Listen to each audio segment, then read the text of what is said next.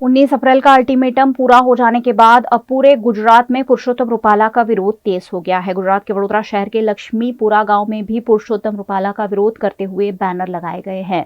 यहां युवाओं ने पुरुषोत्तम रूपाला के साथ साथ भारतीय जनता पार्टी का भी विरोध करते हुए सभी नेताओं के गांव में प्रवेश पर रोक लगा दिया है। लक्ष्मीपुरा गांव में युवाओं में आक्रोश देखने मिल रहा है और राजपूत समाज की बेटियों पर की गई टिप्पणी से आक्रोश का माहौल देखने मिल रहा है। भारतीय जनता पार्टी के नेताओं को लक्ष्मीपुरा गांव में प्रवेश से रोकने के बैनर लगाए गए हैं। समस्त लक्ष्मीपुरा गाम है તમારા ગામનો વિકલ્પ છે।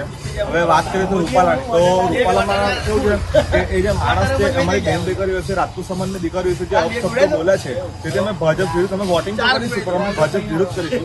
આ લક્ષ્મીપુરા ગામ છે બરાબર, અને લક્ષ્મીપુરા ગામના ક્ષત્રિય ભાઈઓ બહેનો વડીલો અમે વિરોધ ભાજપ વિરોધ કે જે રૂપાલાએ જે બેન દીકરીઓ માટે જે ટિપ્પણી કરી છે એના વિરુદ્ધ અમે લોકો ભાજપના વિરુદ્ધ વોટિંગ કરીશું।